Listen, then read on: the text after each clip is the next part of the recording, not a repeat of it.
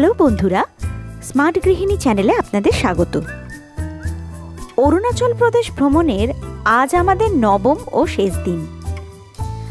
আজ আমরা যাব ভালুকপং থেকে নামেরি ন্যাশনাল পার্ক আর মহামৃত্যুঞ্জয় টেম্পল হয়ে গুয়াহাটি এয়ারপোর্ট। আমাদের আজ ট্র্যাভেল করতে হবে প্রায় 250 কিলোমিটার। টাইম লাগবে মোটামুটি 6 ঘন্টার মতো। যেহেতু আমাদের রাত 9:40 নাগাদ ফ্লাইট, তাই আমাদের হাতে পর্যাপ্ত টাইম আছে। বাকি যেসব স্পটগুলি আছে সেগুলো খুব ধীরে সুস্থেই আমরা ঘুরে নিতে পারবো। ভালুকপংই হলো অরুণাচল ও আসামের প্রবেশদ্বার। সকাল সকাল আমরা হোটেল থেকে চেক আউট করে বেরিয়ে পড়লাম নামেরি ন্যাশনাল পার্কের উদ্দেশ্যে। ভালুকপং থেকে নামেরি ন্যাশনাল পার্কের দূরত্ব মাত্র 26 কিলোমিটার, 40 মিনিট মতো টাইম লাগে। আমরা সকাল 9:30 নাগাদ পৌঁছে গেলাম এই নামেরি ন্যাশনাল পার্কে। এই যাত্রাপথটি অত্যন্ত সুন্দর, পরিবেশটিও মনোরম। আমি প্রথম ভিডিওতেই বলেছিলাম নামেরি ন্যাশনাল পার্কে রিভার রাফটিং করব। আজ সেই মহেন্দ্রক্ষণ, তাই আমরা প্রচুর এক্সাইটেড। আমাদের ড্রাইভারের বন্ধু নামেরি ন্যাশনাল পার্কের বোটিং সংস্থার সঙ্গে যুক্ত, তাই আমাদেরকে বেশি ঝামেলায় পড়তে হয়নি বা অপেক্ষা করতে হয়নি। খুব সহজেই আমরা বোট পেয়ে গেলাম। এখানে কয়েকটা জরুরি ইনফরমেশন আপনাদের দিয়ে রাখি। নামেরি ন্যাশনাল পার্কে ঢোকার জন্য একটা টিকিট করতে হয়। পার অ্যাডাল্ট 200 টাকা এবং সাথে বোট পার্কিং ও ট্যাক্স সহ আমাদের মোট পড়ল 560 টাকা। এখানে কিন্তু আধার কার্ড অবশ্যই নিয়ে যেতে হবে। এরপর আপনাকে রাফটিংয়ের জন্য বোট ভাড়া করতে হবে। একটা বোটে সর্বোচ্চ 5 জন চাপতে পারে। বর্ষাকাল ছাড়া সারা বছরই এই পরিষেবা চালু থাকে।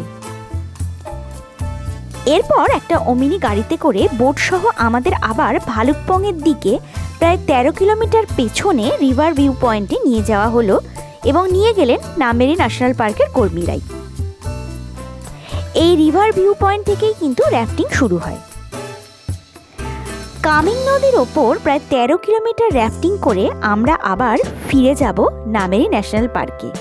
এই 13 কিলোমিটার পথ অতিক্রম করতে সময় লাগে প্রায় 2-3 ঘন্টা। তবে স্রোতের ওপরেও এই সময়টা ডিপেন্ড করে।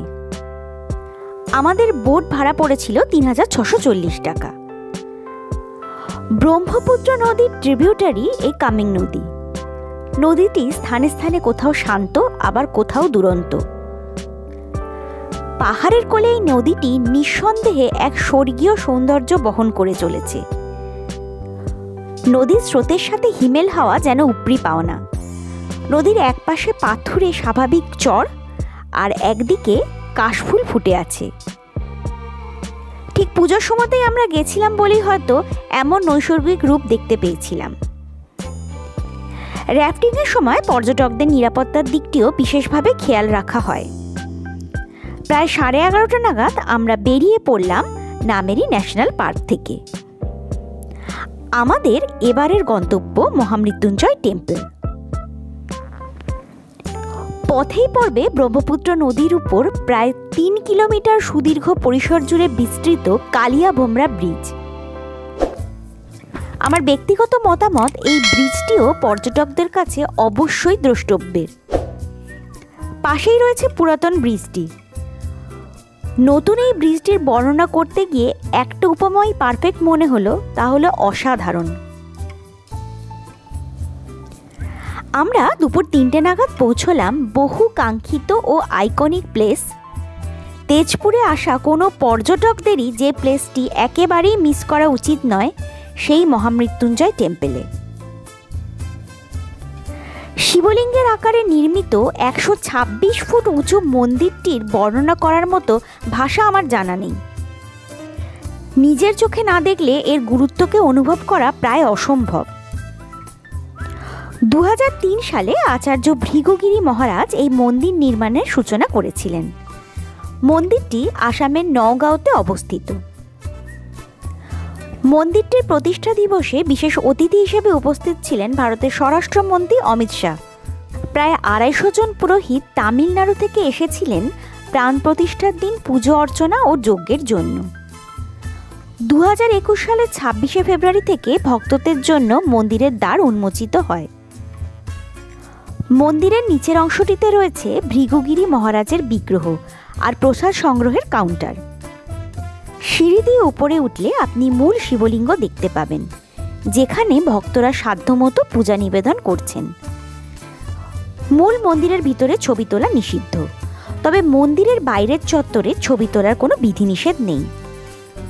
বরং এই স্পেসে ছবি তোলার জন্য একটা হুড়োহুড়ি থাকে।